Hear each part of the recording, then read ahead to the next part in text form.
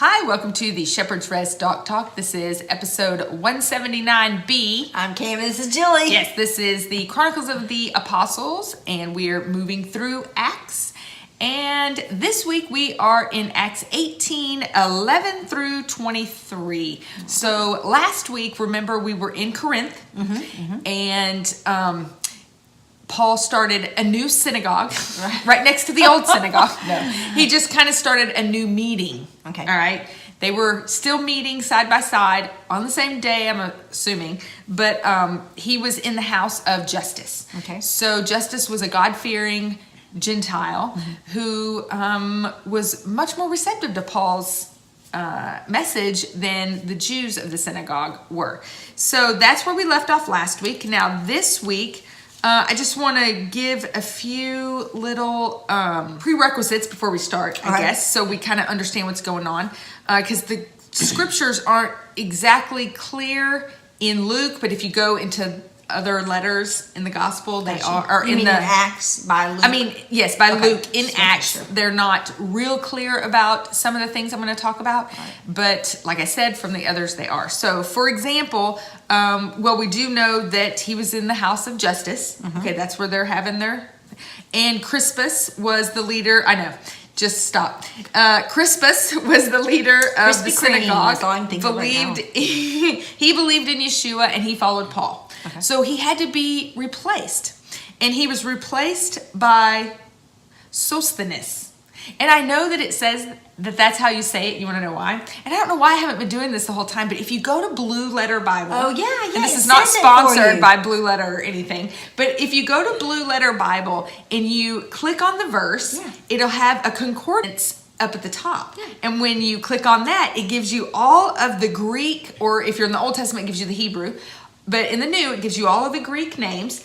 And when there's a little, like microphone next to it, and then you can hear how it's supposed to do that. I know, and I should have been doing it this whole time, because how many weeks have I been stumbling over some of these names? Oh, it's kind of fun, though. Sosthenes is how you say his name. I know, right? I still would never be able to said repeat it that way. Even if I heard it, I'd be like, what? Again. Oh, I did that. So Sosthenes was the one who replaced him. And that is the little bit of information that we don't get from this particular passage, but I wanted to say that so you know who he is. All right, so we're just going to start in 11. And it said, and he, meaning Paul, remained 1 year and 6 months teaching the word of Yahweh among them. So he's in Corinth. He's been there for 1.5 years. So this puts it at 51 CE. All right. Now we know this because in 12 it says, and when Galion was proconsul of Achaia, the Jews with one mind rose up against Paul and brought him to the judgment seat. Now, he was only proconsul for that year. Okay. In 51. So we know this is 51. So that puts him arriving in Corinth in 50. Okay. Because this is towards 49, 50, whatever that 1.5 years well, it's believed that he came in the spring of 50. Okay. All right, so this is towards more the end of the year. It's before probably the Feast of Tabernacles, because he says later on in here, I must get back to keep the feast. Gotcha. All right, so let's keep reading. It says in 13, saying this one does seduce men to worship Elohim contrary to the Torah. And as Paul was about to open his mouth, Galion said to the Jews, if it were a matter of wrongdoing or wicked recklessness, O Jews, there would be reason why I should bear with you. But if it is a question of words and names and laws, which is among you, see to it yourself, for I do not wish to be a judge of these matters. And he drove them away from the judgment seat. And all the Greeks, so here in 17, and all the Greeks took Sosthenes, the ruler of the congregation, so we know he's been the one that's replaced, and beat him before the judgment seat, but Galion showed no concern whatsoever. So one of the cool things that I want to show here, so the Jews replaced Crispus with Sosthenes. Okay. Sosthenes gathered up all the Jews, and he's the one that took Paul before Galion. Okay. All right. So Galion's this new like leader. This is new leader is like, I got this. Yeah. Exactly. So Galion's like, "Shit, I don't really care." And it says, a lot of Bibles say they took Sosthenes and beat him. And some people think that the they means the Jews. But what in my Bible says the Greeks. So some say the Greeks, some say they. I tend to lean towards they because I think it was the Greeks who did it, but the Jews were like, So kind of like when you were Messiah, supposed to get this done, but hey, Right. And there's a reason I think that, and I'm going to walk you through it. Okay. So let's go to Romans 12:17. All right, so Romans 12 is all about, look, this is how you need to have compassion on people. This is how you're supposed to live. This is how you need to love your brothers. And he says something interesting in 17. It says, repay no one evil for evil. Respect what is right in the sight of all men. If possible, on your part, be at peace with all men. Beloved, do not revenge yourselves, but give place to the wrath, for it has been written, vengeance is mine, I shall repay, says Yahweh. In 20, instead, if your enemy hungers, feed him. If he thirsts, give him a drink. For in so doing, you shall heap coals of fire on his head. Do not be overcome by evil, but overcome evil with good. All right, so I know you're thinking, what does that verse have to do with this? Now, I'm going to take you to 1 Corinthians 1. Right. So they're still in Corinthia, right? Yes. Okay. But this letter in 1 Corinthians that I'm about to read, this wasn't written until after he left and went back to Antioch. Okay. Right. But first let me read 18:18 in Acts. It says, and Paul, having stayed several days, having taken leave of the brothers, was sailing to Syria. So he stayed for several more days. And I have a theory on what he was doing for those several days. Okay. Now let's read 1 Corinthians 1, keeping in mind what he just said about loving his enemies and all that. Okay. 1 Corinthians 1 says, Paul, a called emissary of Yeshua Messiah by the desire of Elohim, and brother Sosthenes. That's weird. That's very weird. Because Sosthenes just took him before He did. the Bema seat. That's yes. In the city. And here, Sosthenes is now a believer and a brother of Paul. So the theory goes that the Jews wouldn't help Sosthenes after he was beaten severely in front of the Bema seat, but Paul did. And he stayed a few days To help tend to him Kind of before like sailing off. Kind of like the Good Samaritan. Yes, like the Good Samaritan. And Paul was the Good Samaritan. I just love how you can just take little nuggets here and there and kind of piece it together. Because, Luke is just giving a lot of facts. Right. Over a long, long period of time. And the things that Luke is going to determine, is significant. Paul won't, because Paul is ministering, whereas Luke is recording. Right. So, I just think it's neat that, we see that he did become a believer. Right, Because yes. once he left, that letter of 1 Corinthians was written to encourage them. Yeah. I love it. All right, so let's keep So that makes going. the second leader who jumped ship from that synagogue to next door. So Paul is having really a don't like huge this place. impact Yeah.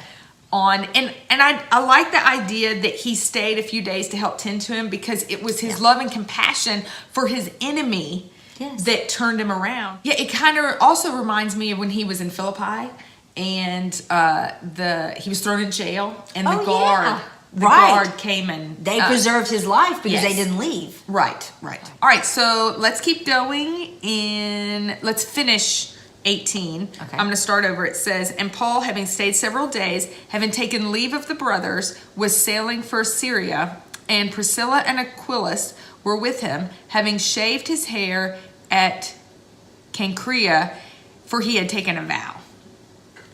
All right, so we're going to stop right there and talk about this vow that he took. Okay. All right. It's believed that this was a Nazarite vow. Yes. Now, whether or not he took the Nazarite vow here, or if he had already been in a Nazarite vow and came across a dead body, had to reshave his head, They're not sure. We're going to read in Leviticus. Yes. No, Numbers. Numbers. Yes. Yeah. We're going to read in Numbers. I know, your territory, you know. We're going to read in number 6 about the Nazarite vow.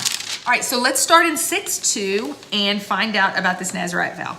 All right, and Yahweh spoke to Moses, just like in yours. Yeah, I got it. Saying, speak to the children of Israel and say to them, when a man or a woman does separate by making a vow of a Nazarite to be separated to Yahweh, he separates himself from wine and strong drink. He drinks neither vinegar of wine nor vinegar of strong drink, neither does he drink any grape juice nor eat grapes or raisins. So anything that can ferment. That's right. Or anything off the vine, right? Yeah.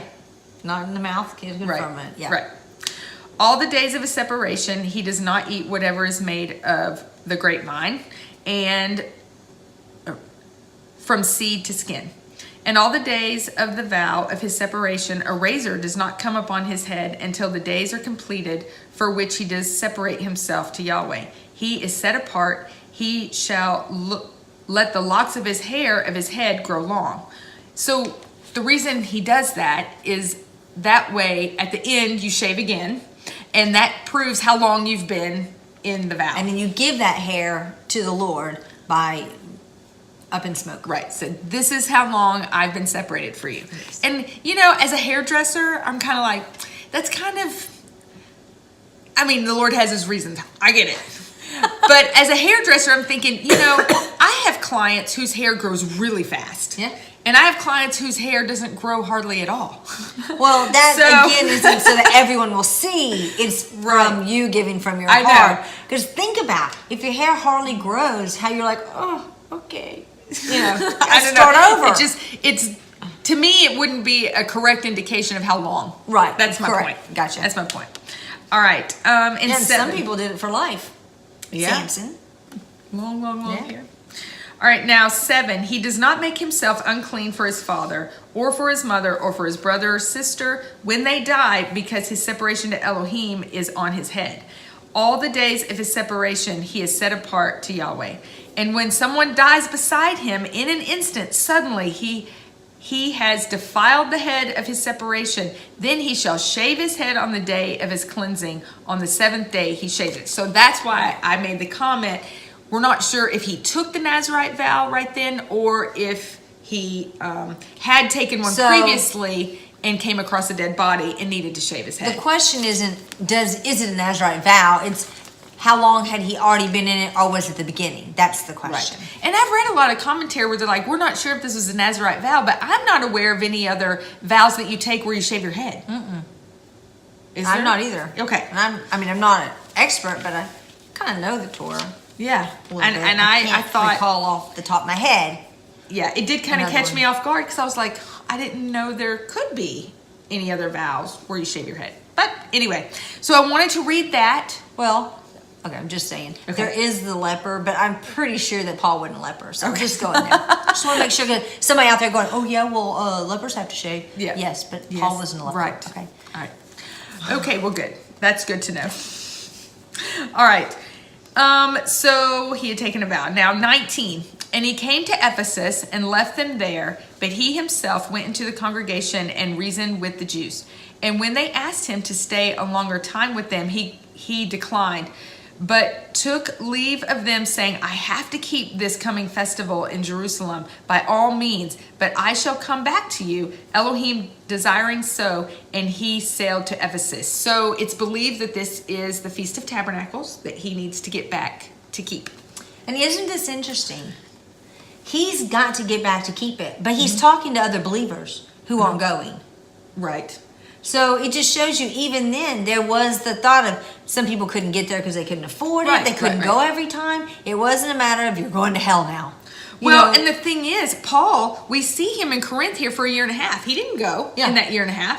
There's a reason that has to do with this vow and hurrying back to the temple. Yeah. You know, those things are the ones connected, because at this time, it was, if you lived in the diaspora, you were not required to go 3 times. Now, some people did. Right. But it was usually the more wealthy. Right. And the ones that could do it. But can you imagine being way over in Germany? And we didn't have airplanes. Right. You're just like, yeah, boss, I got to be off for 7 months. Oh wait, I won't make it back home before the net. Exactly. I'm just going to move there. Exactly. And then you can keep them. Did. Yeah, right. You can keep right. All right. In 22, it says, and having come to Caesarea, going up and greeting the assembly, he went down to Antioch. So I wanted to talk about the going up and the going down. All right. It doesn't matter if you're on the highest peak in the world, which I meant to look that up, but I'm not quite sure what that is. So Mount Everest, okay? If you're on top of Mount Everest, and you needed to get to Jerusalem, you would still say, I'm going up to Jerusalem, because it's the spiritually highest place in the world. All right, so 23, and having spent some time there, he went forth, passing through the country of Galatia and through Phrygia, strengthening all the taught ones. So after being in Antioch for a while, he's like, man, I'm really missing my people over in Galatia area. So he went back to Galatia. And I do want to say one more thing about 22, about him being in Jerusalem. And this is one of those little nuggets that you have to get from going somewhere else in scripture. But in Galatians 2, when we went through the whole chapter of Galatians, we saw that when Paul went to the taught ones, Peter and James and John in Jerusalem, to first tell them about his theory of, they don't have to convert to Judaism. We see that they said, you know what, you're right. Just don't forget the poor ones. Right. And he didn't mean like, don't forget the poor, like always give to the poor. He meant don't forget them, because they were called the poor ones. And we learned about that earlier in the year when we were in the beginning chapters of Acts. So they were the Evim or something like that. Anyway, the poor ones. We're just going to call them the poor ones. Not even going to try it. I didn't write it down. Don't put it. All right, so like I said, we saw that in Galatians 2. Now, I believe that here, when he was in Jerusalem, giving them the story of all his and goings. then he collected money from... Hang on. Whoops, slow that train down. All right,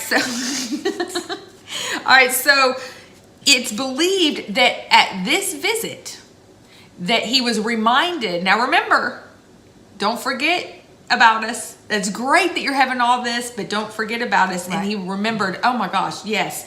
So in his first letter to the Corinthians, let's go to 1 Corinthians 16. All right, 1 Corinthians 16, 1 through 4, it says, and concerning the collection for the set apart ones, you are to do as I gave orders to the assemblies in Galatia. Every day one of the week, let each one of you set aside, storing up whatever he has prospered, so that there are no collections when I come.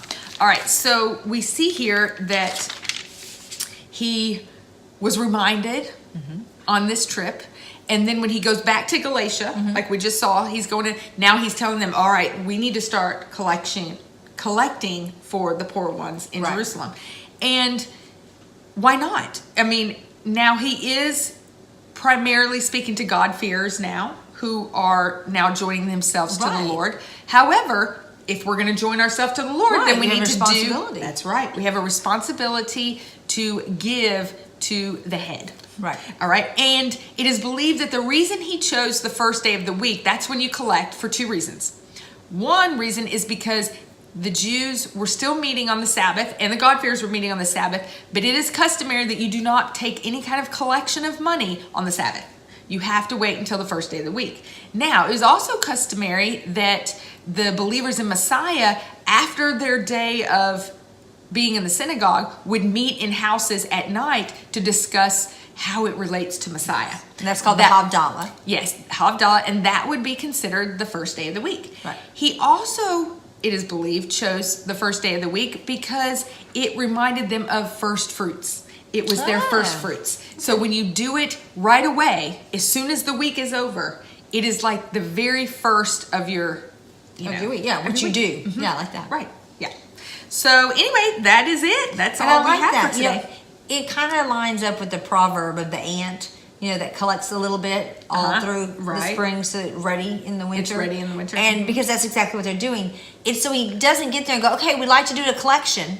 It's already there. He doesn't even have to ask. They're like, oh, here it is. It's ready. It's packed and ready to go. Yeah, and there's no awkwardness. Right. You know. Or people feel like, oh, I guess I should give. Right, because there's somewhere else in Scripture, and it's probably to the Corinthians, where he says, decide in your mind what you're going to give. Yeah. Beforehand. Yeah. So it's not this emotional situation like people like to play on your heartstrings, Exactly, yeah. And it doesn't become emotional. It becomes of, no, this is what I have vowed to give. Right. This is what I'm doing.